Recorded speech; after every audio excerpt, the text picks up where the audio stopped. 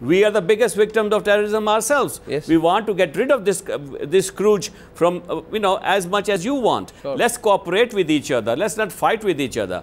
This kind of programs, this kind of rhetoric will not help us. No, we are being very realistic. Mahesh Jetlan is rebutting. That's why I'm actually extending the program. Yes. Arnab, the strongest argument for continuing a dialogue with Pakistan is to strengthen liberal elements in Pakistan itself. But what hope do we have of redressal from Pakistan for 2611 when I don't hear a single voice in Pakistan coming to the rescue or condemning the murders of Bhatti and Tasir, and in fact extolling their murderers? If Pakistani citizens who are murdered for good causes are not being protected by the Pakistani establishment, what hope for us is there to get redressal on 2611?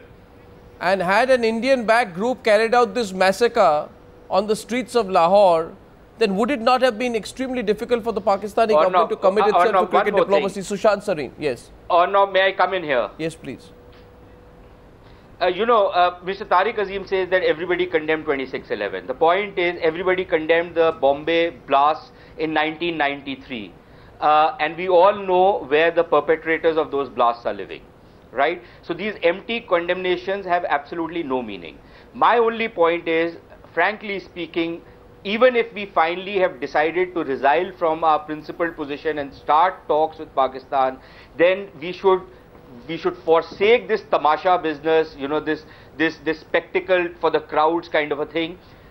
Engage in quiet diplomacy. Then don't come out with such fanfare, because you raise hopes, and then invariably what happens, for the 4 years that we were talking to Pakistan, there were 21 major terrorist attacks in India. Yeah. The last 2 years, when we stopped talking to them, there have been only 1 or 2. So let's not get into this fanfare business. If you want to engage the Pakistanis, then engage all sections of the Pakistanis, engage them quietly. Okay, and now this show is actually being extended. Viewers would have known. I want to deal with this issue in entirety. Therefore, my question tonight to both Dr. Zafar Altaf and Tariq Azim is this. Today, we also received a bizarre bit of news from the Pakistani government. They said that the man called Abdul Rauf, who's the financier of 814, is not the man who has been caught in Chile. But they also said that the real Abdul Rauf, the financier of 814, is happily living in Rawalpindi. So if he's happily living in Rawalpindi, why hasn't Pakistan government declared this for the last decade and kept this away from India? Is this the kind of honesty that Pakistan has when it says we'll help you fight terrorism? We have a common problem. We are the victims of terrorism too. You have harbored the chief financier for 814. Officially, you have announced and confessed to harboring the principal financier of 814 today. How do you think the people of India will accept that along with this whole business of playing cricket? Yes, Tariq. Can I ask, Arnab, can I please ask, who is this government official who has made this statement that this man is happily living in Rawalpindi? It is all across the Pakistani media, sir. All across the Pakistani media. Please tell me you could ask your own media. Please, Arnab, please, Arnab, let's be a bit more specific.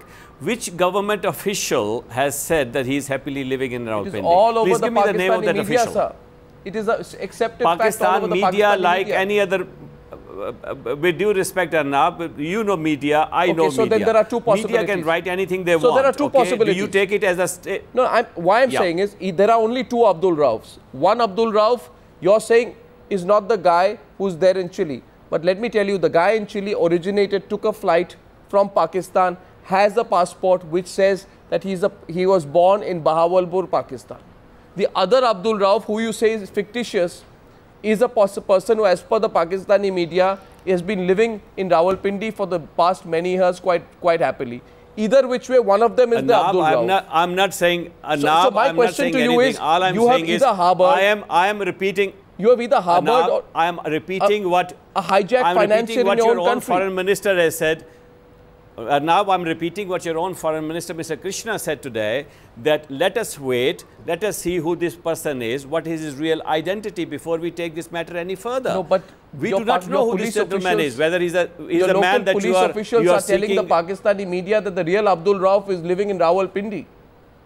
about a few kilometers from where you are tonight. I do not know which official way has confirmed this to you or to the media.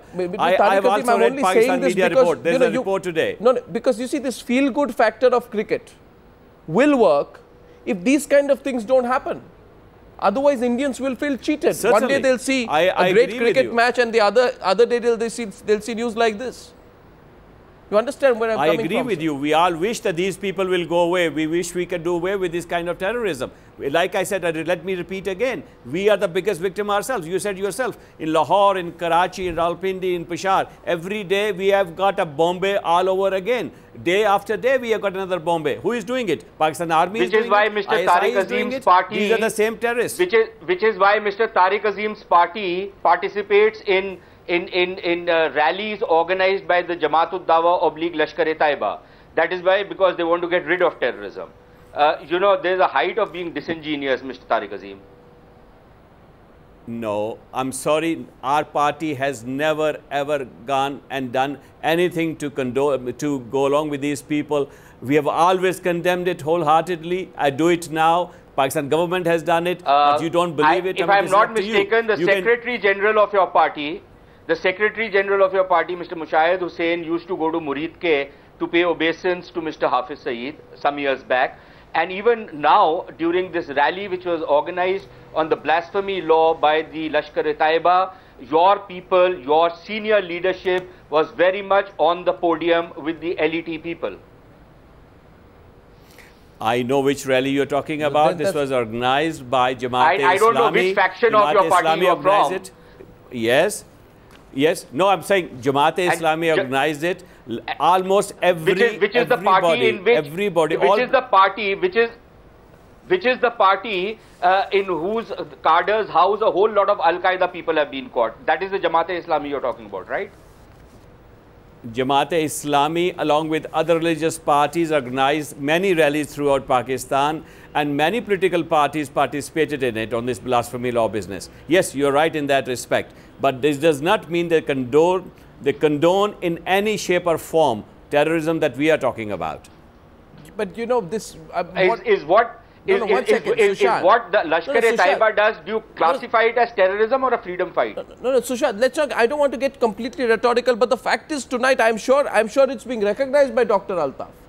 Nobody more than India wants to have India-Pakistan cricket. For God's sake, we gave 6,500 visas for the match in Mohali.